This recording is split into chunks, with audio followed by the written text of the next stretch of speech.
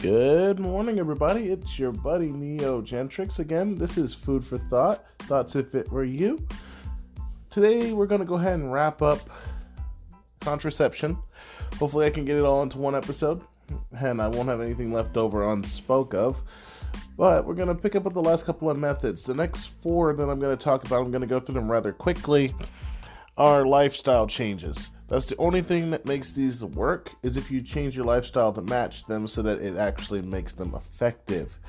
The first thing on the list, and I'm going to keep this as quick and short as possible as I can, is the all-inclusive pull-out method, the one that everyone is so familiar with. Has a 78% chance of being effective. It doesn't cost anything, but it does require dedication and skill to completely master it. For those who are attempting to master it. Pulling out also means withdrawal. It's a way to prevent pregnancy by keeping semen away from the vaginal area of a female to prevent pregnancy. And this method doesn't use a condom, but it's much like the same effective one. Basically means pulling out. The pulling out method basically means pulling out at the point right before ejaculation. So the girl doesn't get pregnant. It's pretty much as simple as that. It doesn't protect against STDs, as pre-cum can carry small STDs or any kind of bacteria such as genital warts, herpes, chlamydia, syphilis, and gonorrhea can be carried in your pre-cum and can still cause either party to get sick. If you still wish to use this method, it's best to use it with the ring, the pill, or the condom, like I mentioned before, or the emergency morning after pill, just in case.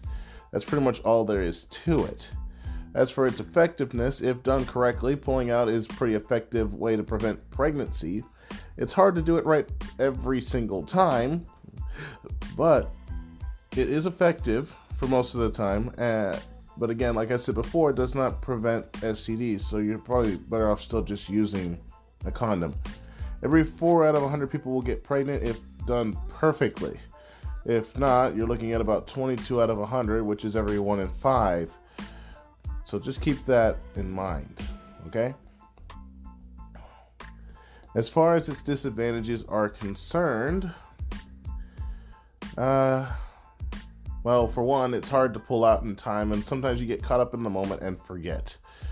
Some people can't even use the withdrawal method or pull-out method successfully in time. Some people come prematurely and don't even realize it, and end up, getting her pregnant without realizing that they did, even though they thought they had pulled out. It takes a lot of self-control and trust between both parties to make this work effectively. And that's pretty much all there is to that method. It's probably the simplest one out of, well, all of them. The next one I'm going to talk about after our break, it's going to take a short break, is the abstinence and outercourse method.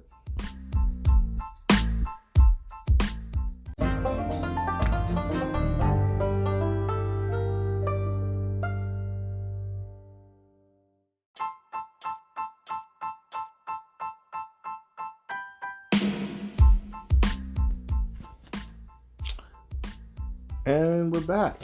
So, keeping with the theme here, is the abstinence or outercourse method. Definition of abstinence is you just straight up don't have sex. Outercourse is any other sexual activity besides vaginal sex or intercourse, if you will. Either one of these can mean different things depending on the people. It's 100% effective, costs nothing, but again, it's a lifestyle change and it does require dedication on your part. It takes willpower to make either one of these effective. Abstinence can mean different things depending on who you are. Many people say it's doing any other kind of sexual thing other than oral or vaginal sex. When in reality, abstinence is basically, by definition, just not doing anything at all. Outercourse, on the other hand, means you do anything else, just not that.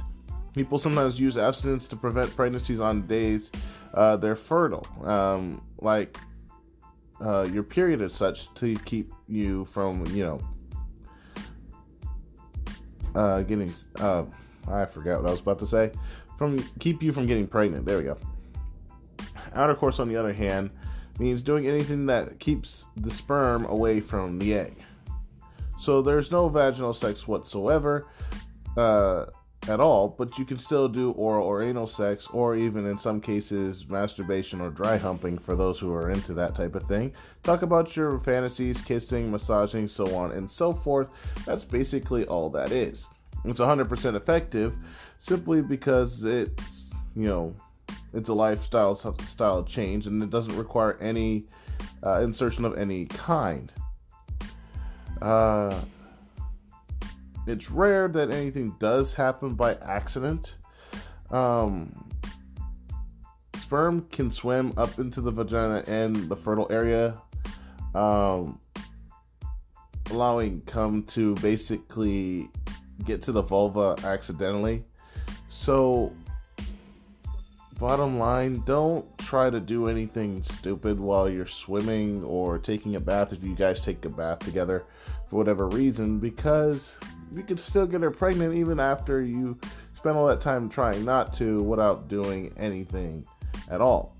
And this includes oral and anal sex, as there's no dam between her egg and you, okay? And much to most people's degree, talking about sex or the decision not to have it is important, and it doesn't have to feel awkward. It just depends on how you choose to talk about it. Know what being abstinent means to you, first off, and think about how far you feel comfortable going with and what your sexual limits are before going into it. And make sure you talk about it with your partner especially.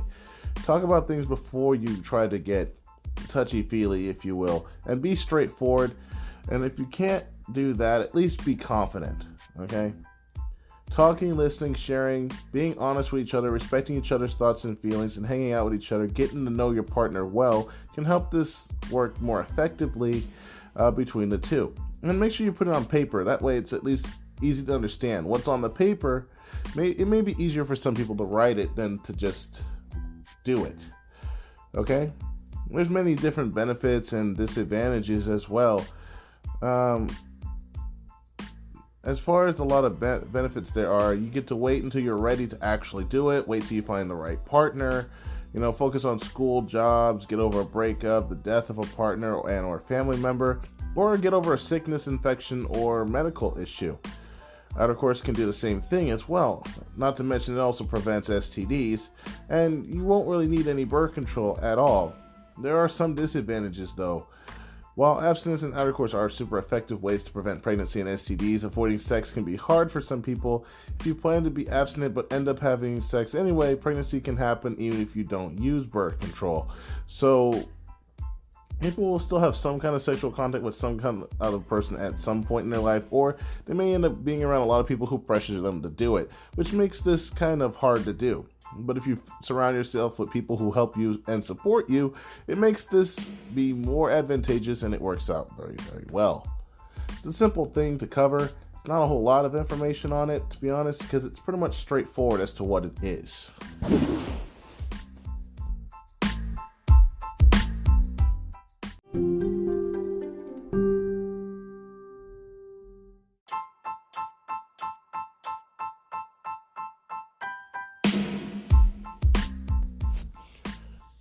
The next thing on my list is the fertility awareness method, okay? It's a way of tracking your ovulation so you can prevent pregnancy. FAMs are also called natural family planning, or the rhythm method for those who are interested. It has a 76 to 88% effectiveness rate, and the supplies that you can use for this can go up to $20 in cost. What it basically means is no sex on certain days. And it does require a lifestyle change, as it does require dedication on your part and your partner's part, depending on who your partner may be.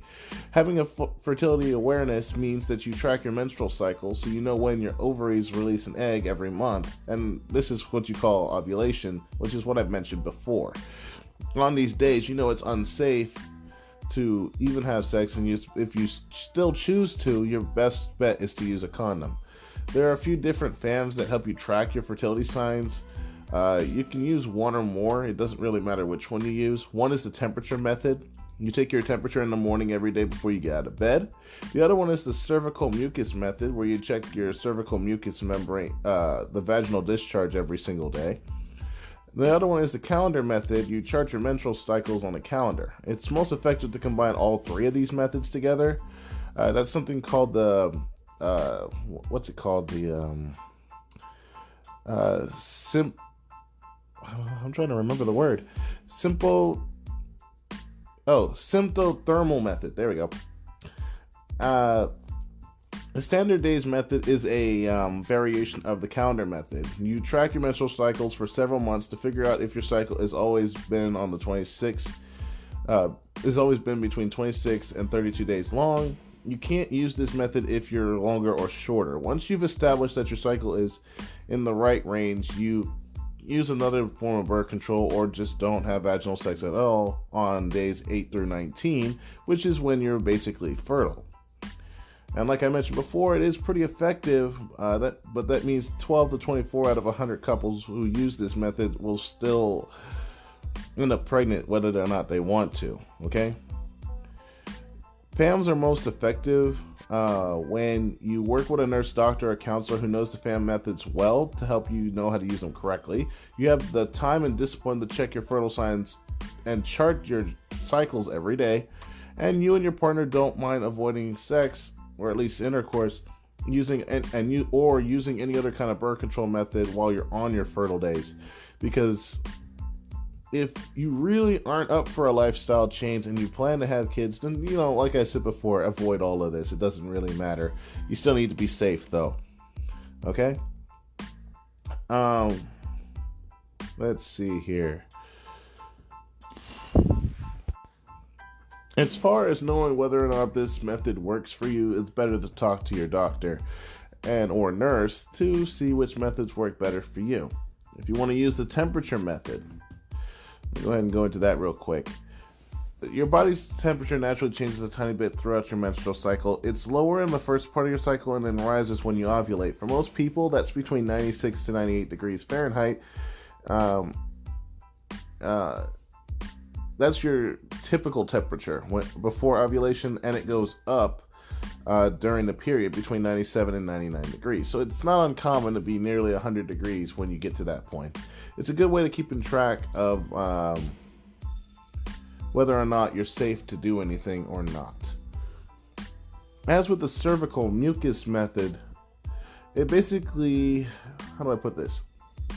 It helps you predict when you're going to ovulate by tracking the changes in your cervical mucus membrane throughout your menstrual cycle. Okay, the hormones that control your menstrual cycle also make your cervix produce mucus. It's the gooey stuff on your cervix that comes out of your, well, let me rephrase that. It's just your vaginal discharge, if you know what that means. Okay? Don't know, go ask your nurse. Your mucous membrane changes in color and texture during your menstrual cycles, which basically tells you when you're fertile and unsafe to have sex completely, okay? And then with the calendar method, I'm just keeping this as simple as I can and hitting the key points here.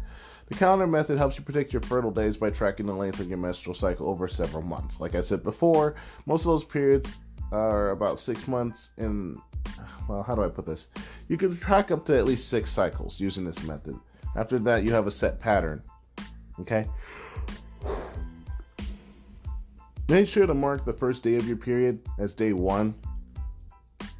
Okay, and then count the number of total days between each cycle, the number of days between the first days of each period. You must chart at least 6 cycles but charting a few more months is even better because now you can keep track of it, okay?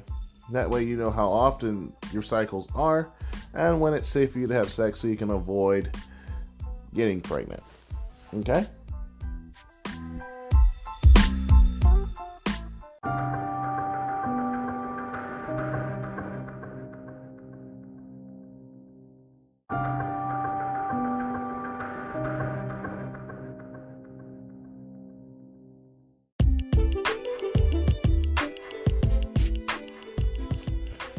The last but not least method for a lifestyle type change, it's what they call how do I say this?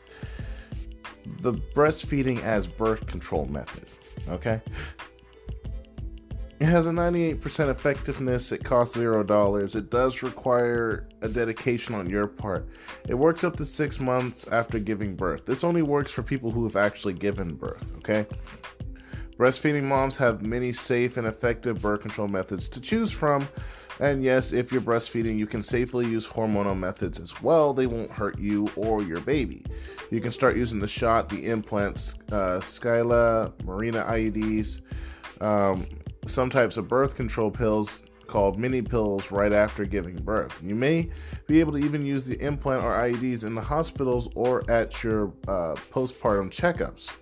Okay, there's especially the implants and IUDs. They're very, very effective. One thing I want to definitely point out is like anything, if you take the pills, remember to take the pill to be protected from pregnancy.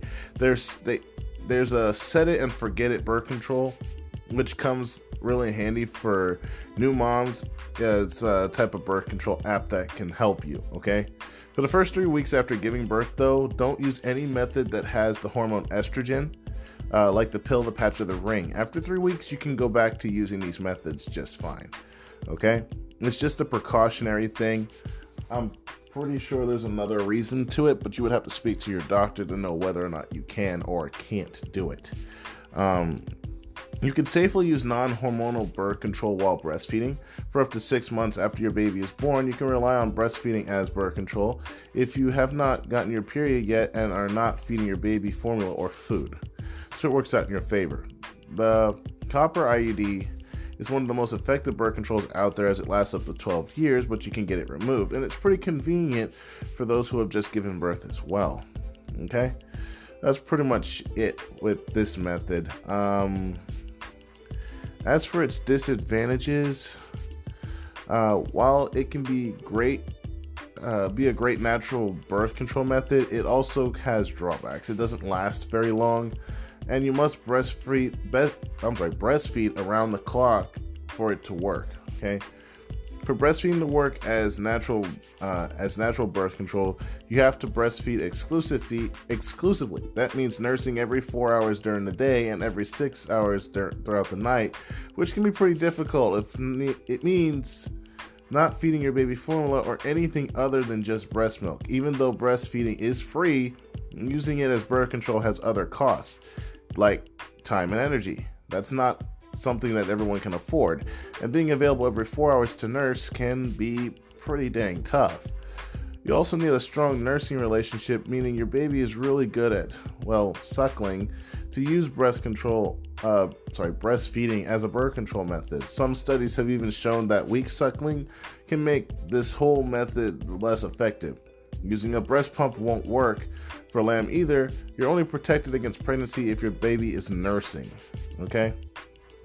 And many people just have a hard time with doing that, okay? And on that note, breastfeeding only prevents pregnancy up to 6 months, okay? One of the side effects of doing this, your vaginal area has lower lubrication, so it means that you just don't get as wet as you used to when you're aroused, which can make sex completely uncomfortable. It also makes your breast less sexual, so you're not going to feel a whole lot of anything as a result of that. So keep this in mind.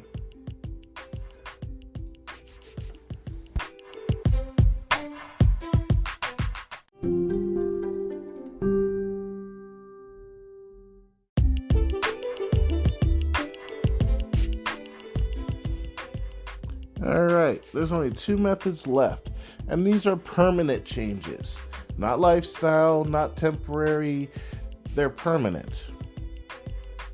One of them, before I go any further, just a note here. I don't like these 2 methods, okay? I would rather a person get pregnant or not based off of their own actions. These are last resorts, okay? Because once they're done, they can't exactly be undone. The doctor can say that they can be undone, but then the thing is, what risks are you willing to take to have it undone, okay? First things first, sterilization. This is the first one. It's basically a tubal ligation. how do I put this in layman's terms? You want to make sure that you're sure pregnancy is not in your future. Tubal ligation, sometimes called sterilization or female sterilization, basically means getting your tubes tied. It is safe, effective, it has to be done surgically, and it's permanent. Has a 99% effectiveness rate and can cost up to $6,000, but it can also be zero depending on your insurance. It's a surgical procedure. You do it once and that's it. I kid you not. It permanently closes and blocks the fallopian tubes. Every month an egg leaves one of your ovaries called ovulation. The egg moves through one of your fallopian tubes for a few days waiting for sperm to come and fertilize it. Pregnancy happens if the sperm can meet up with the egg. Well, when the fallopian tubes are blocked after a tubal ligation, sperm can't get to the egg and cause pregnancy. The tubal ligation is sometimes known as sterilization. And there's a few different types of sterilization procedures as well. You can still get your period after tubal ligation. You'll still get it. You just won't get pregnant at all. The question here is it right for you? And, most people who have ovaries and fallopian tubes can safely get sterilized. Doctors will talk to you about your health and make sure that's even the right method for you. It may not be a good choice if there's any chance you'll get pregnant in the future. How do I put this? You're being pressured by your partner, friends, or family. So if you're being pressured to do it, don't do it. How do I put this? You hope sterilization will solve problems that may be temporary, like marriage or sexual issues, short-term mental or physical illnesses, or even money problems. Don't do this. And then on the other note, it doesn't protect you against STDs. Okay, all it does is stop you from getting pregnant. Okay. Some types of tubal ligation use an incision, a cut in your skin, but Ensure doesn't. Keep that in mind. It's called Esure. You'll get medicine to help with pain, and you can usually go home on the same day it's done. You just won't be able to do anything immediately because you might be slightly sore. Okay? There are different types of that. I'm not going to go into much detail for it. Esure has advantages over different types of sterilizations in certain ways. This one is specifically, it is safer than procedures that use an incision or a small cut. So keep that in mind if you don't want to be cut. The recovery time is shorter than most others. Many people can get back to their normal lives without having to worry about it, and you don't need anesthesia for this one. There's no incision, so there's no visible scars or anything that you'll see. How do you feel after the sterilization, though? First things first, they may last a few days, but they usually don't stick around. You may feel tired. Your belly might hurt a little bit. Sometimes you'll feel dizzy, nauseous, a little bit of cramps or belly pain. You may have vaginal discharge, like a light menstrual period. But if you have anything that lasts any longer, like any of these symptoms, definitely call your doctor immediately.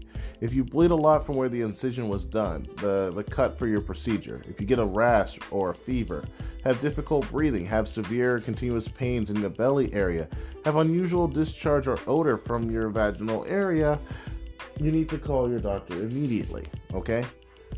Because there's definitely a problem. As far as I can say, when it comes to having sex after the sterilization method, you generally wait 1 to 2 weeks to have sex after sterilization. Rarely people may have any pain during sex after the first year of getting the whole treatment done. But the whole reason for waiting 1 to 2 weeks is so that your body can adjust completely and you don't have any issues, okay? Like I mentioned before, it can cost up to $6,000 to get this done. And while it is possible to get it free, it's just a matter of the insurance type that you have. As for the disadvantages, well, sterilization is permanent. It can't be undone. And if you want to reverse it, it's going to cost more than $6,000. Let's just put it that way. It does have some risk, like I mentioned before, and it doesn't protect you against STDs. So keep that in mind. And that's it for that. All that's left now is vasectomy. So stick around for that.